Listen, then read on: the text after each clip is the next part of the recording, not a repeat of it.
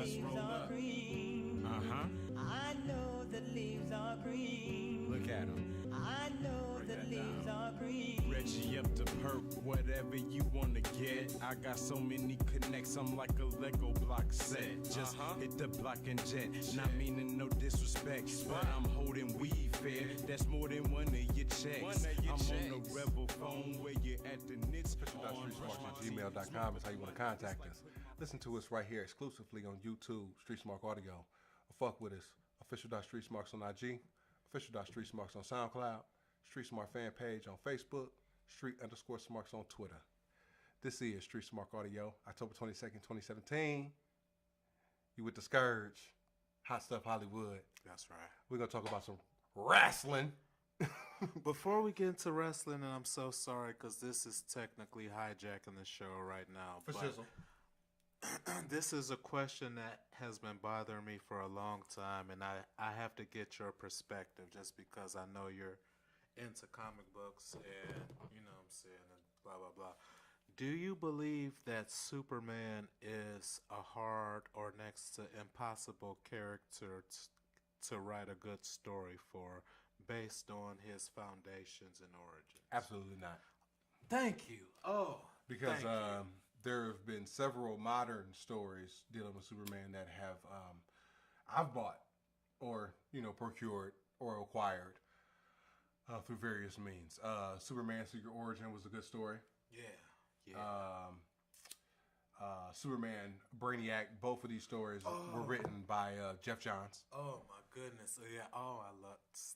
Okay, so would it be fair to say if someone says that, then that is a cop out for them, that if they say that Superman is a character that is hard to write a story for because apparently he's too perfect and invulnerable and blah blah blah. I think that the narrative of Superman being a hard character to write is due to the fact that his rogues are so poor. That's really, I feel that writers base their writing on the hero is only as good as their villains. So if their villains are poor, then ipso facto you can't write a good Superman story. Okay, fair enough. Yeah, fair enough. But he's got a few. Oh no, he has a whole bunch of great stories. I just want to give the cop out reason. That's what I feel the cop out reason is. Okay, I got you. You know what I'm saying?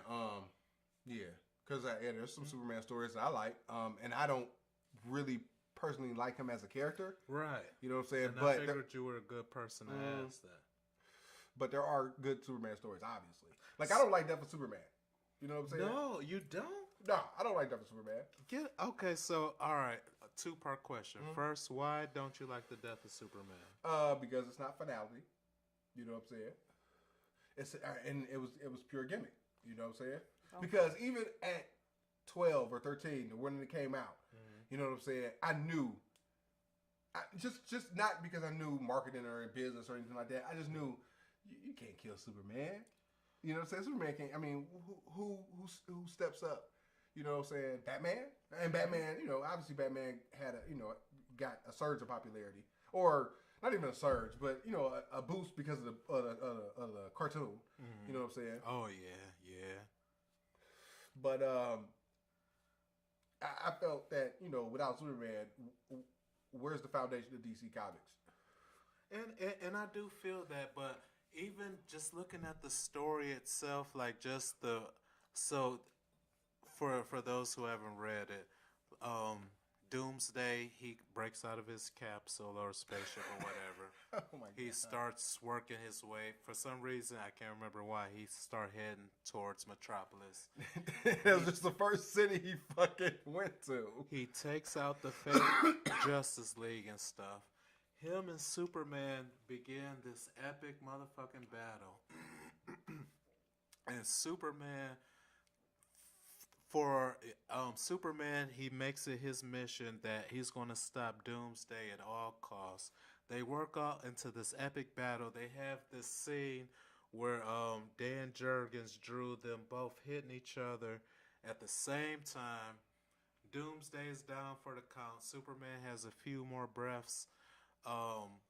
left in his lungs. Lois is cradling him, and he asks her, Doomsday, did I stop him? Right. You know what I'm saying?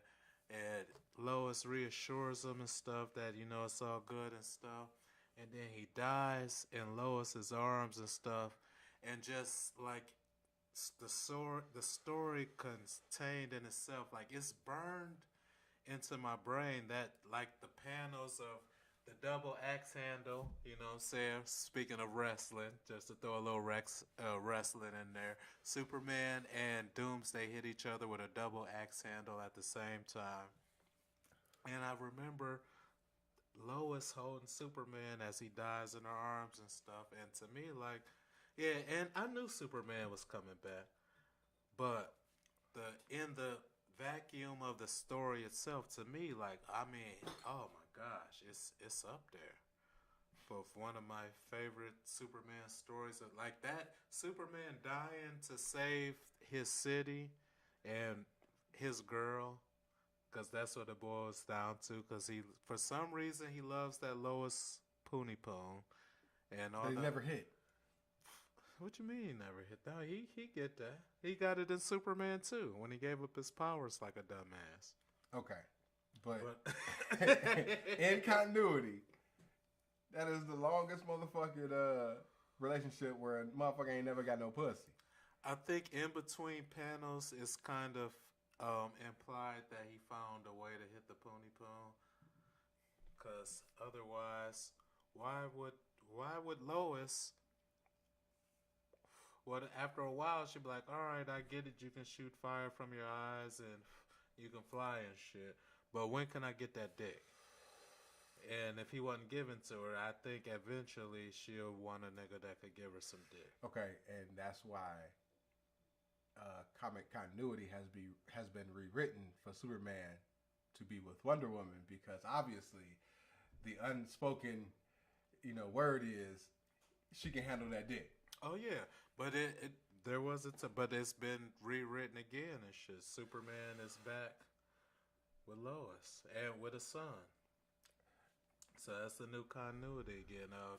Jonathan is the name of their son, named after Jonathan Kent, obviously. In a few fucking hours, it's gonna be TLC. Sorry, y'all. That's my bad. Once again, House of Hollywood will be defending his Street Smart pay-per-view Predictions Championship. So we'll be running down the card. There's been some changes to the card because of viral meningitis. Oh, so that's what's... Oh. Initially, Bo Dallas, Bray Wyatt, and JoJo have been left off the card or left off TV because of viral meningitis. Oh, but wow. In the same vein, Roman Reigns has been left off the card due to undisclosed reasons. They're trying to report that he's been caught up in this viral meningitis scare. Cody Rhodes, on the other hand, has tipped his hat and said that he failed a drug test. Oh, wow. So, it might be an undisclosed wellness policy violation. Oh, wow. And they're spinning the viral meningitis story to cover up Roman Reigns' holy moly. So alleged wellness policy violation. Talk about a scandal and a scandal. You have to understand, Roman Reigns jobbed in the first Shield 3-way because of a wellness violation. Right. So this would be his second wellness violation. Who's the goof now?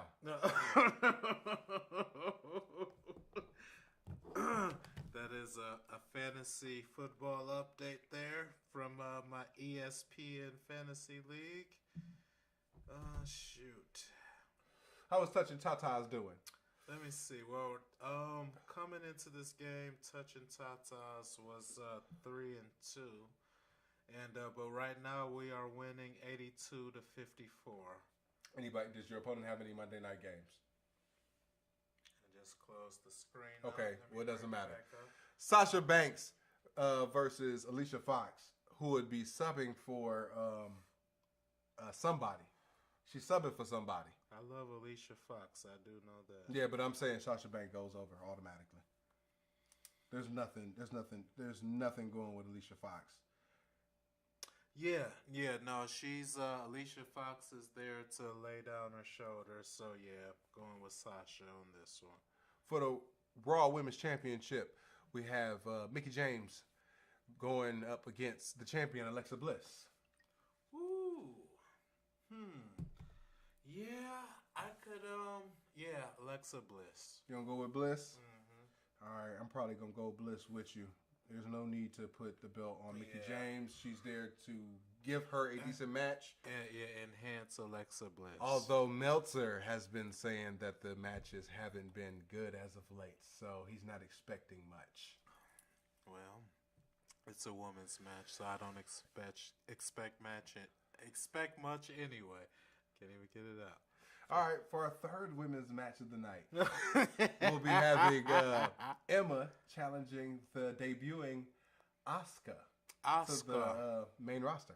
Yep, Emma's going to be sacrificed to Asuka. Asuka's debuting, so yeah. Yeah, there's no need to have Asuka job at this point. And speaking of jobbing, why the fuck am I going first? Because I'm the champ. The next match, we'll have a singles match for the WWE Cruiserweight Championship. Yeah. We have Kalisto defending his title against Enzo Amore. Yeah, what's going to happen, challenger? I will be... Watch your tone. I will be choosing Enzo because I think that the experiment hasn't really... They haven't gone there yet. With Enzo on 205 Live. So I think he needs to get the belt back. What they should have did was have Enzo still be the champion, right? Right. You know what I'm saying? He beats Kalisto, you know what I'm saying? Or no, he doesn't beat Kalisto. Kalisto wins via disqualification. Right. So then he gets the real title shot, right? Then he wins the belt. Or the first match he could have won, it would have been a non-title match. And had he won the match, everybody else could have been able to challenge for the belt. You know what I'm saying? That would have gave the match more drama because I'm still not watching 205 Live. Right. So, right. I'm going with That's Enzo. what it boils down to. And I'm also going with Enzo as well. They might start hot and shot in the belt a la Usos and New Day. So, in another geek match, we got Gentleman Jack Gallagher. And the Brian Kendrick versus Cedric Alexander and Rich Swann. So we got the blacks versus the whites. Ooh, I'm going with the whites. Motherfucking coon ass white train. I'm going with the blacks.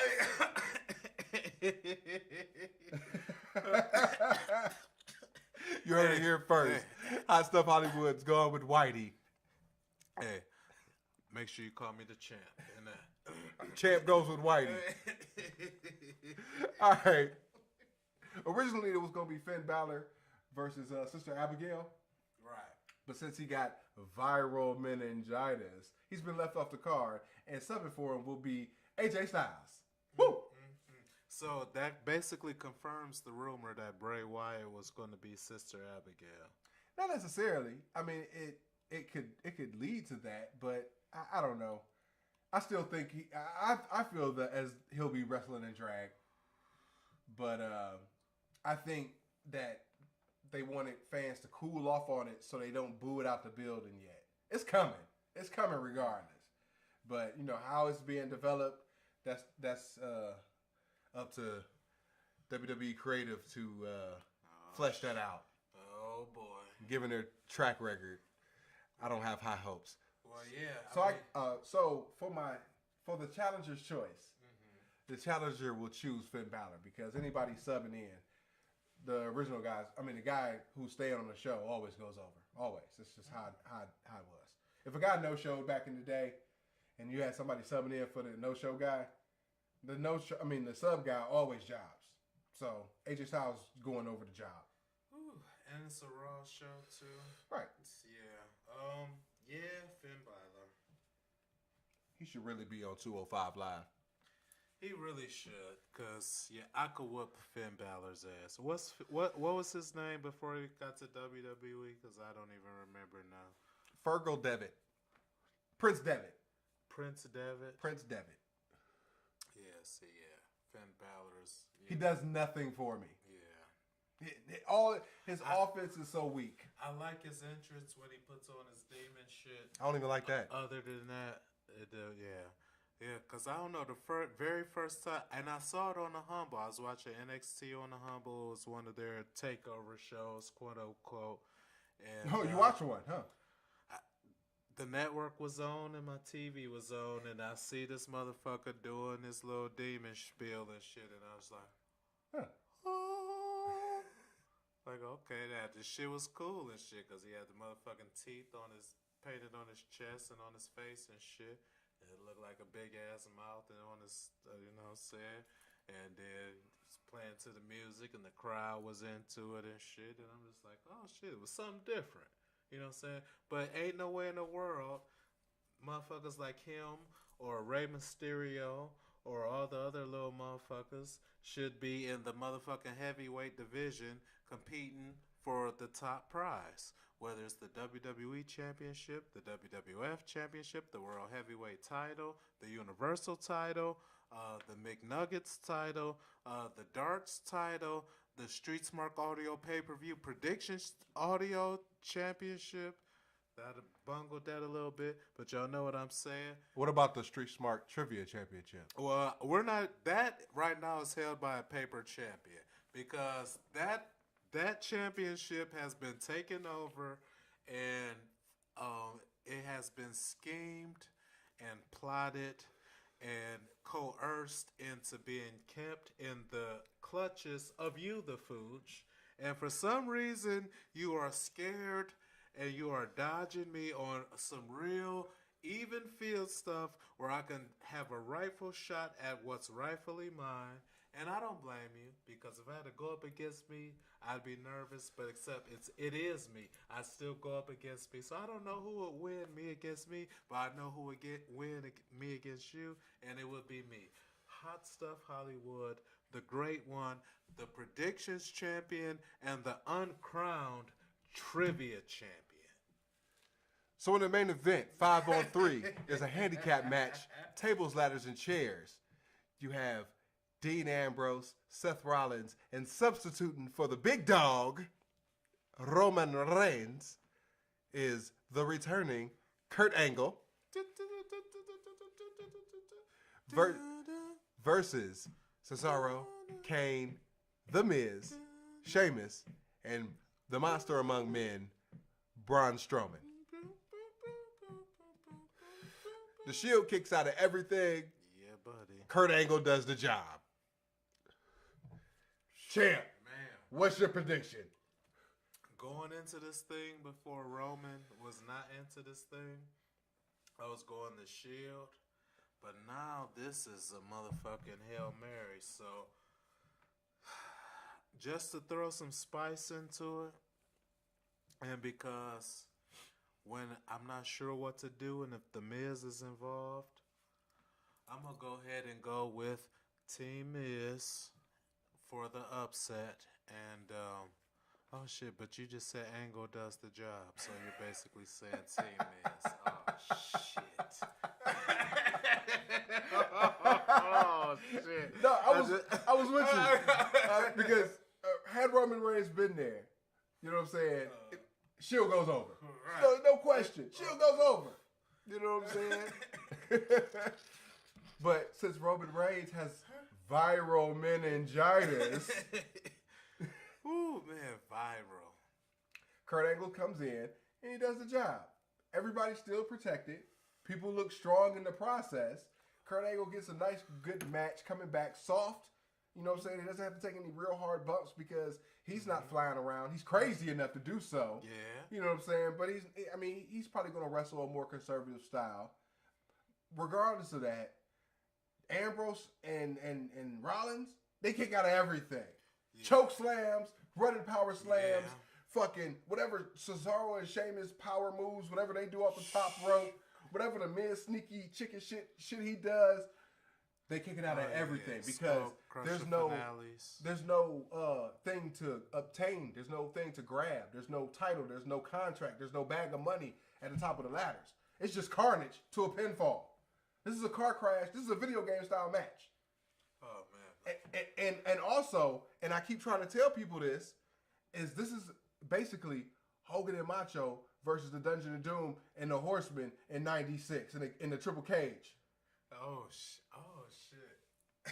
Damn, when you put it like Had that. Roman been there, Yeah. that's all it would have been. It would have been this version of that match. Right. You know what I'm saying? Let me show y'all what we could do. Right? We going over everybody. Right. But now, since Roman Reigns has viral meningitis, He's doing the quotation marks, y'all. Angle comes in and does the job. Oh man. So it makes all the heels strong as fuck going into the fall, and you have a returning Samoa Joe. Ooh, and Miz is gonna pin Kurt Angle. Nah. Yeah. Miz would have been pinning Roman Reigns in pinfall attempts. You know what I'm saying? But Miz is not. Nah, I don't see Miz doing it. You think Miz is actually going to get the pinfall? For a bonus point. I think Braun Strowman gets the pinfall. Ooh. Yeah, Braun smashes Kurt Angle. Oh yeah. Braun smashes Kurt Angle to start a pseudo rivalry between Commissioner or GM and the Monster Among Men, because they want to cheer him anyway. I could, for bonus points, I could see it. So I'm gonna stick with Miz, but Yeah.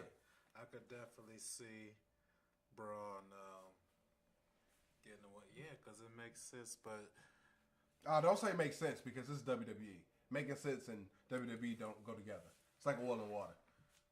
oh shoot, and Curtis Axel might get the. Is he in the match? Real shit though, you know what I'm saying? Because Bo Dallas, I was wondering, is the Miz Taraj still a thing? You know what I'm saying? Because really, it's like 7 on. It'll be like 7 on fucking 3 with all the interference, because there's no DQ. Well, shit, they already had the 2-on-3 and shit. Let's throw the Singh brothers in there. You know what I'm saying? Nobody cheats like the Singhs. Oh man, yeah. They're the best. They're very dedicated. I love to, them. Motherfucking the modern day Maharaji. Look, since we can talk about the Maharaja, if the Maharaja holds the belt to WrestleMania, he'll be at 320 days. Dude, Wow. that's number 15 highest total all time. Stop whistling into the mic, goof. Shoot, my bad. If this was real life, I would have whistled. That's you know what I'm saying. All right, so you just worked a whistle? Yeah, you know what I'm talking about. We're going to come back with some wrestling history. Peace.